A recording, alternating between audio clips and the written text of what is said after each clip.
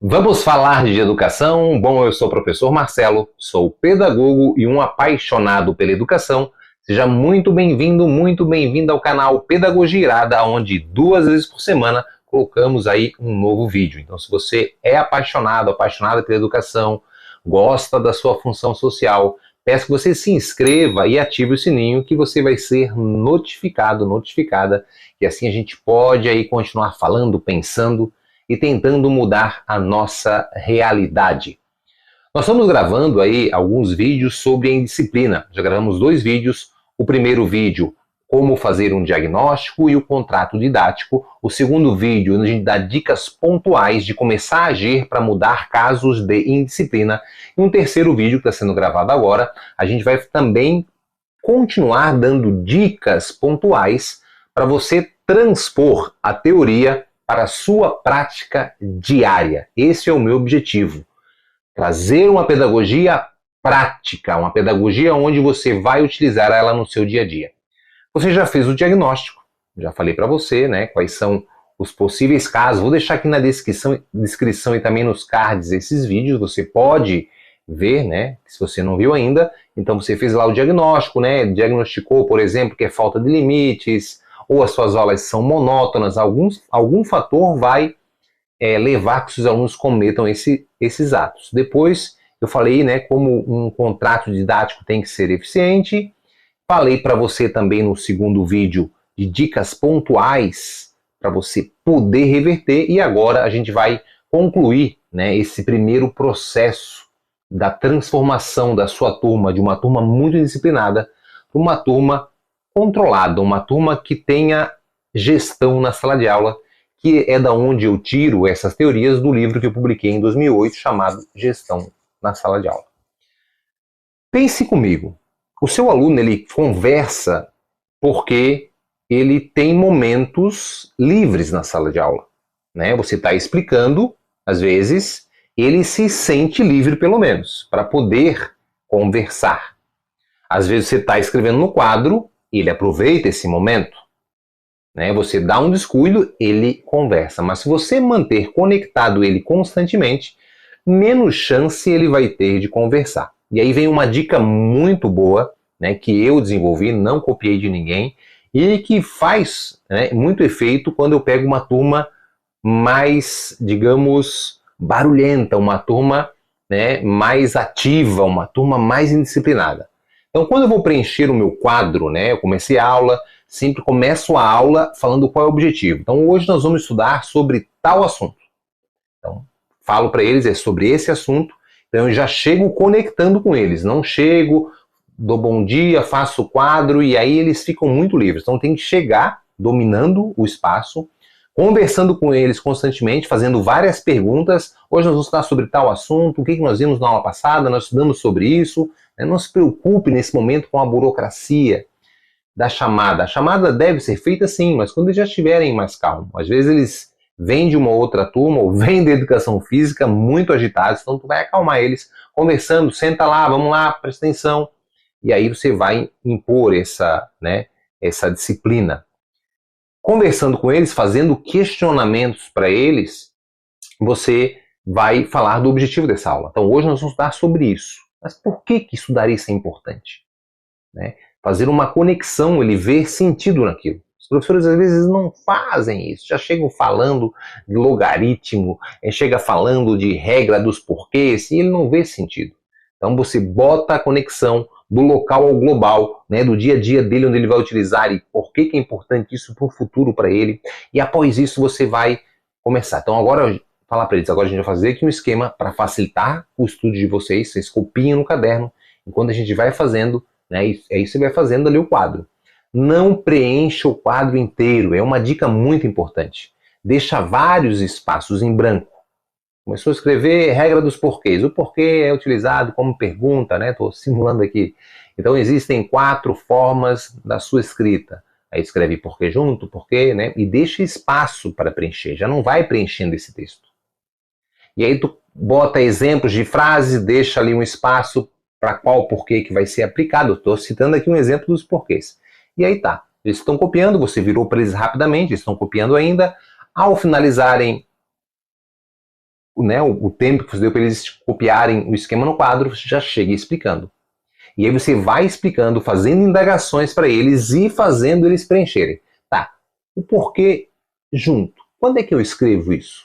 O que vocês acham? E começa a perguntar. Pergunta, não espera a resposta, já responde para eles. Mas pergunte constantemente, fazer ele pensar. E vai manter eles, né, atentos. Se você só começar a falar, eles desligam o botão, imaginam que estão, né, sem a sua presença e começam a conversar. Então, perguntando constantemente, deixando espaço vazio, copiou lá, preencheu e fala, anota aí que é importante, anota junto comigo. E tu vai lá e anota, eles vão anotando, e assim tu vai fazendo a aula inteira, conectando com eles, grudados com vocês. Essa dica ela é muito importante para você mudar, né, para ter um domínio, uma gestão melhor na sala de aula.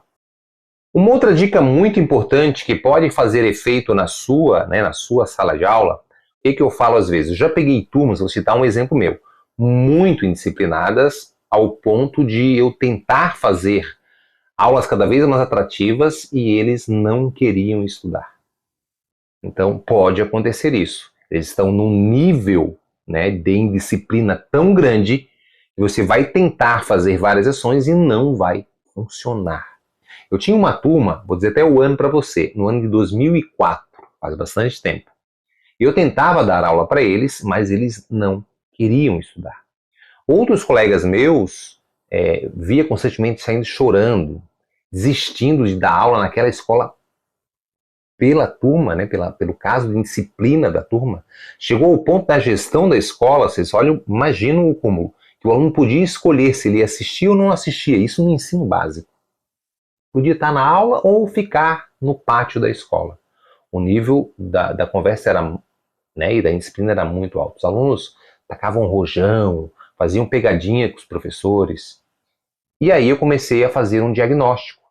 Né, comecei a tentar descobrir o que levava esses alunos a cometerem atos de indisciplina. Percebi que grande parte desses alunos tinha um perfil parecido, que era famílias desestruturadas. Então tinha pai separado, filho, né, alunos que o pai estava preso, alunos que o pai agredia a mãe, assim, coisas bem pesadas. E aí eu via que, né, tudo que eu tentava fazer acabava não funcionando. Né? E eu falo, quando dou uma palestra sobre isso, eu falo uma frase de Bob Dylan, de uma música dele, que fala que quando não se tem nada, não se tem nada a perder. Então, tem aluno que tu vai chegar lá para ele, faz isso, faz aquilo, ó, se não fizer, perde pontos, se não fizer, vai para a rua. Ele não está nem aí, ele não tem nada a perder. Estudar para ele não faz sentido. Então, qualquer ameaça sua não vai fazer sentido para ele. Como é que você vai conseguir resgatar esse aluno? Através do lado emocional. Como é que você vai mexer com ele? Aí você vai ter, não existe uma receita, vou dizer o que eu fiz. Eu percebendo essa estrutura, eu parei o conteúdo, conversei com a parte pedagógica, coordenadora, e falei, ó, eu vou tentar fazer uma ação, expliquei o que eu ia fazer, devido a isso, isso e isso. E elas falaram, tudo bem, Marcelo, tudo bem. Então eu fui lá e peguei um filme. Eu não sou muito de passar filme, eu acho que a gente perde muito tempo. Eu gosto de passar recortes, trechos, de fazer perguntas para eles pensarem. E eu fiz isso, peguei recortes de um filme chamado Tempo de Recomeçar, que não tinha quase nada a ver com o conteúdo que eu ia explicar, mas era um filme que retratava muito, né, um filme muito lindo, né, você vai chorar, tenho certeza disso, que falava dessa questão da desestruturação, né, desse distanciamento entre os pais e os filhos, um filho rebelde, e mostrei para os alunos. E várias perguntas eu fiz antes, e aí esperando um resultado. Eu vi aqueles alunos que eram muito disciplinados, metidos a machões, chorando nesses trechos de filme e pedindo para mim, por favor, para mostrar o filme inteiro. Conversei com a coordenação e deixaram. A mudança foi radical após eu passar esse filme. Foi radical a mudança do comportamento dos alunos. Então, isso tudo fez muita diferença no meu dia a dia. Os alunos, após o filme, a conversa, eu falei da minha relação com os meus pais, a minha relação com meus filhos, e tudo isso mudou muito a minha relação com eles e o comportamento deles. Quando eu chegava numa reunião da turma lá no conselho de classe e falava, os meus colegas não acreditavam. Eu não tenho problema nenhum com essa turma. Mas como tu não tem problema? Eu não tenho problema. Eu fiz isso, expliquei, né? Alguns tentaram fazer algo, alguns conseguiram, tiveram sucesso também, essas aulas começaram a melhorar. Mas todos aqueles que foram rígidos, eles não conseguiram. Então, é aqui uma dica importante, se aproximar deles, chamar no canto aquele aluno mais indisciplinado, perguntar o porquê, se preocupar com ele, elogiar ele, falar que tu te preocupa com ele, que tu não vai desistir dele nunca. Isso tudo tenho certeza que vai fazer a diferença. Aconselho você a ler o livro Gestão da Sala de Aula, que a gente fala em um capítulo inteiro sobre isso. Aqui são vídeos pontuais, recortes, que podem te ajudar a mudar a sua realidade. Siga, né, o Instagram, Professor Marcelo, e vamos nos vendo toda semana. Se gostou, se inscreva, ative, né, coloque aqui algum exemplo, alguma situação que você passou que possa ajudar outros professores. Vamos unir forças para poder nos fortalecer, para mudar a nossa realidade na sala de aula. Um beijo e até a próxima semana.